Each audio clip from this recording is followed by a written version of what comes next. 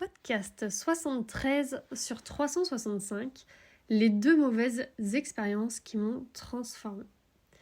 Il y a 13 ans, alors que je commençais tout juste mon métier, j'ai été appelée par un éleveur de trotteurs qui voulait que je l'aide avec un trotteur qui était compliqué. La séance a été très compliquée en effet. Alors, j'avais demandé après cette séance à une amie qui elle était aussi formée pour éduquer les chevaux, notamment des chevaux un peu compliqués. Et je lui ai demandé conseil et elle me dit est-ce que tu as bien fait le oui et le non ? Parce que c'est un cheval qui avait tendance à foncer vers l'avant.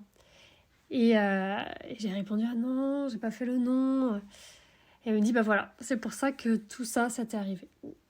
Donc une séance horrible avec un cheval qui passait son temps à aller foncer vers l'avant.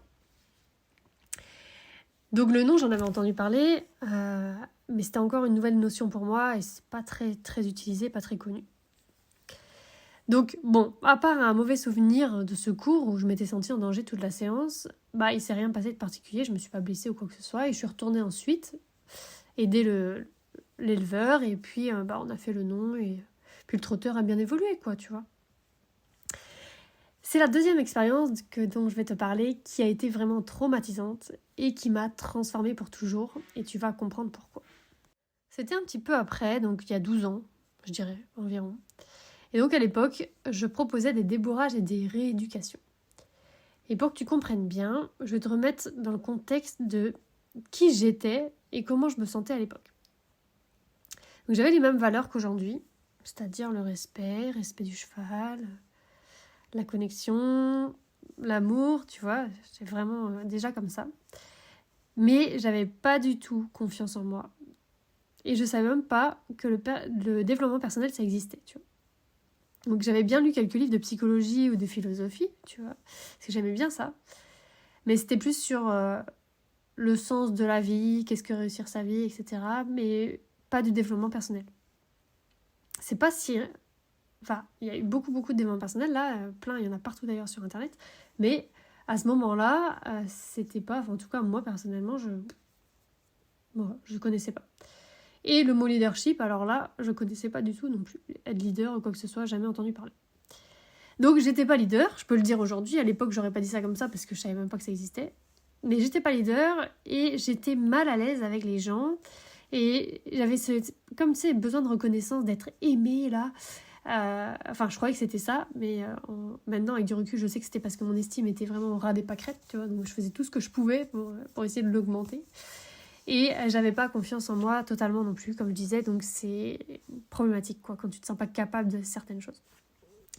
Et donc dans ce contexte difficile, difficile justement de ne pas avoir de problèmes relationnels ou de problèmes accidentels, on va en parler.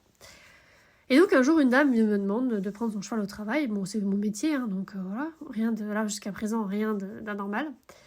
Mais je pense que ça va t'énerver après. Enfin, en tout cas, moi, ça m'énerve à chaque fois que j'y repense. La dame, elle me dit « Je veux que vous travailliez mon cheval, mais je ne veux pas que vous fassiez le non.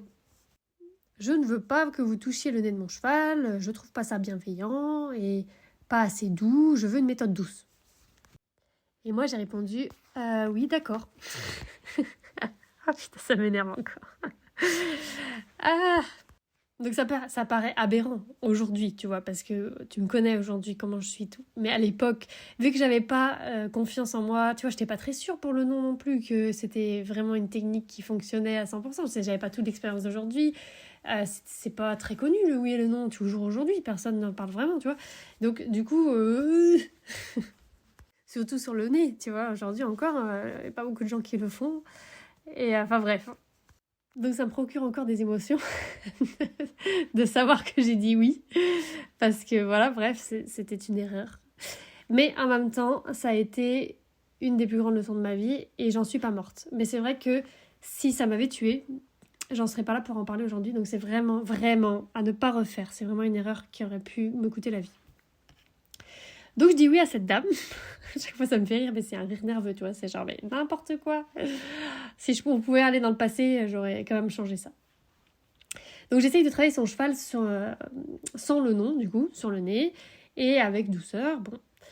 Et vient la séance du vent. j'avais placé le vent et ma voiture dans un grand espace en herbe devant la carrière. Et j'étais en train de faire le tour du vent pour vérifier que tout était ok. Et le cheval noir broutait. Je précise que c'est noir parce que pour le traumatisme derrière les chevaux noirs, du coup, tous les chevaux noirs ont été associés à ça. Ça a été très long à récupérer. Et donc, alors que j'étais en train de vérifier, là, j'étais au niveau de la flèche, d'ouvrir la petite porte devant, vérifier la flèche, si tout est bien attaché à la voiture. Enfin bref, tu sais, les vérifications qu'on fait quoi, avant de monter un cheval dans le vent. Le cheval, il se met à s'approcher de moi. Alors moi, je veux lui dire non, mais je n'ai pas le nom. Du coup, vu que je l'ai pas appris et que voilà, donc je peux pas le faire.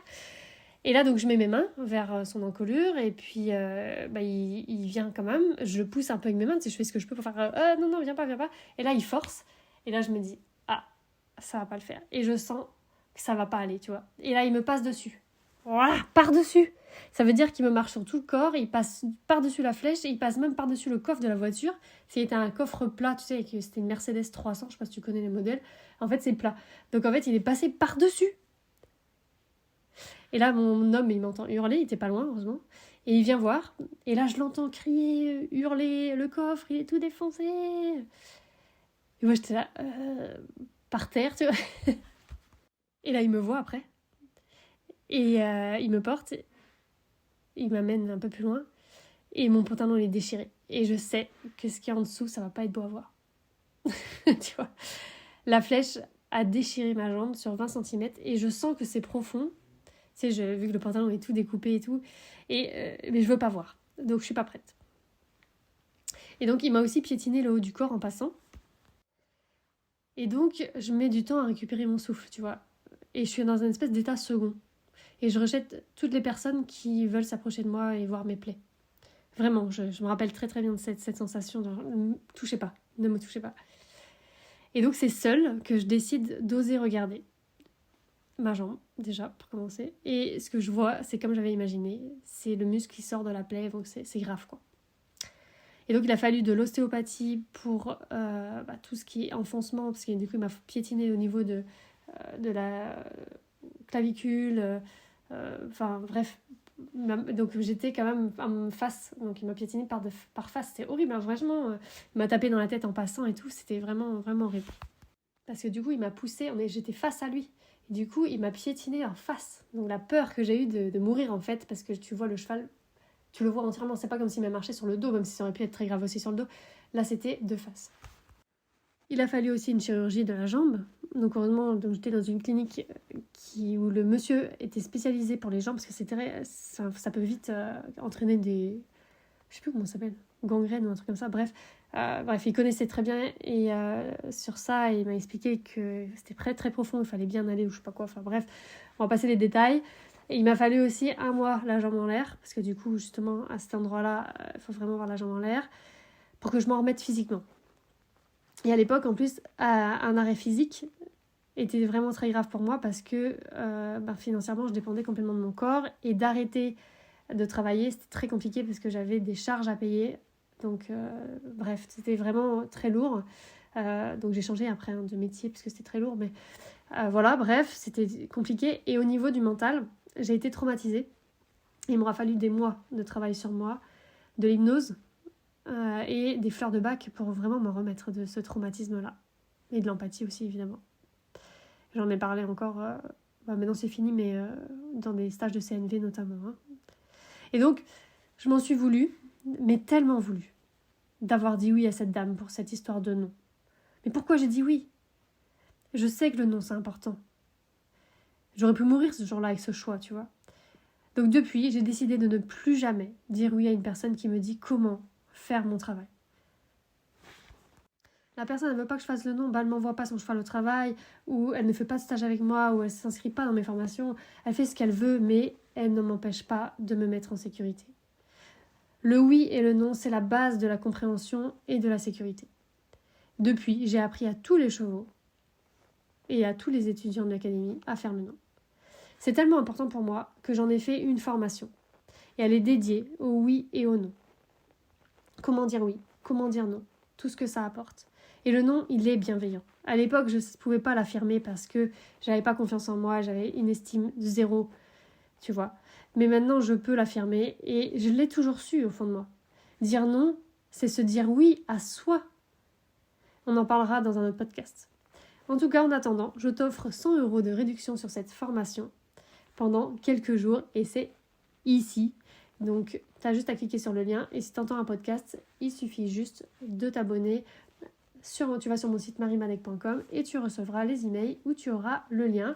Et sinon, tu peux aussi aller directement sur mon site dans les formations de Marimadec. Tu cliques dessus et tu trouveras cette promotion pendant quelques jours.